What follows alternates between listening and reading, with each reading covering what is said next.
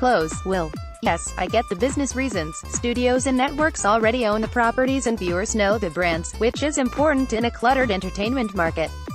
But as a cobbler's shop full of reboots, including Cagney, quality is an issue, too. For every inspired Battlestar Galactica, there are a dozen duds. Right, Odd Couple. However, I have to admit I'm developing a soft spot for one variation, the original cast revival. More network TV trends for fall, more diversity, more cops, more remakes. Also, Roseanne revival takes on divided America. From that shabby old couch the kitchen and most of the people are familiar, if a little older, and there are new members of the Connor family in ABC's revival of hit comedy, Roseanne. Photo, Adam Rose, ABC. There's a pleasant nostalgia in seeing what happened to the original Mulder and Scully on The X-Files, although it took until the second season for the revival to truly find its legs. Catching up with Twin Peaks agent Dale Cooper 25 years later had a high school reunion feel, down to the envy. Kyle MacLachlan is too fit and youthful looking, damn it, with an always welcome David Lynch vibe. I initially shrugged at the returns of Will. The original Will. It returns to a society that has to a large degree absorbed its message, a country where same-sex marriage is now legal, reducing any comparable present-day impact because it had so much influence the first time around. Did the show have more to say? Roseanne, 1988 to 1997, was groundbreaking, too, tackling gritty social issues from a perspective often ignored on TV, that of the working-class family. However, between its crazy season 9 flame-out, remember that lottery win, and star Roseanne Barr's social media activity, including tweets and retweets related to repellent conspiracy theories, it didn't seem worth the trouble of revisiting. More, Tyne Daly joins cast of CBS, Murphy Brown, reboot-related, Will. An original cast revival of Murphy Brown is coming to CBS. Cast members, including Grant Shad, left Faith Ford, Candice Bergen, Charles Kimbrough and Joe Regal-Butto, got together for this photo in 2013, the 25th anniversary of the original's premiere. Photo, Robert Deutsch, USA Today. But after watching, I'm glad both are back, most especially because they feature actors from the originals. It's fun to see Will. Their amusing byplay is comforting, which translates to some degree as predictable, but familiarity is part of the appeal.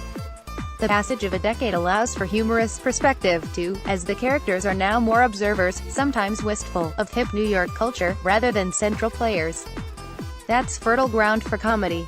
Roseanne's kitchen sink realism remains relevant, whether the Connor family encounters evergreen issues, such as trying to get by financially, or ones getting more attention today, like a grandson who wears skirts and family members bitterly divided over President Trump. A recent episode about infertility and aging was sad, sweet and funny, and had nothing to do with partisan politics. Roseanne may no longer be the sole TV comedy representing paycheck-to-paycheck living, kudos to the middle, speechless and one day at a time, one of the rare excellent new cast reboots, but a gritty, working-class perspective remains underrepresented in TV comedy. Scully, Gillian Anderson, and Mulder, David Duchovny, reunited for Fox's revival of The X-Files. Photo, Shane Harvey, Fox. Those revivals give me greater hope for Murphy Brown, which ran from 1988 to 1998, and is coming back to CBS. Candice Bergen's Washington political comedy, which butted heads with Vice President Dan Quayle in its original run, has plenty of contemporary matters to consider. Creator Diane English's return is a plus, as the involvement of original producers and writers has been key to the success of the other revivals. One downside of original cast returns is that they reflect an earlier time when ethnic and racial diversity on screen was a lower priority. Roseanne adjusts with a young, biracial granddaughter, the child of son DJ and his black wife, but retrofitting a cast to reflect the real world is much tougher than building one from scratch. FBI agent Dale Cooper, Kyle MacLachlan, is back in Showtime's revival of the David Lynch Mark Frost classic Twin Peaks. Photo, Suzanne Tenner, Showtime. However, there is a big, and likely inadvertent, upside in another area where TV lacks diversity: age. Advertisers prize adults under 50, so TV, assuming people like to watch members of their own group, traditionally avoids older main characters, and by extension, older actors. Norman Lear told me one of his toughest sells was Guess Who Died, a show about life in a retirement community. He made a pilot deal last year with NBC, where the show is now under consideration, but established bonds apparently trump age discrimination. Viewers embrace characters from a long-running hits, NCIS, Law. As long as they're still entertaining. Reader share the story, https://usat.ly/2HNWO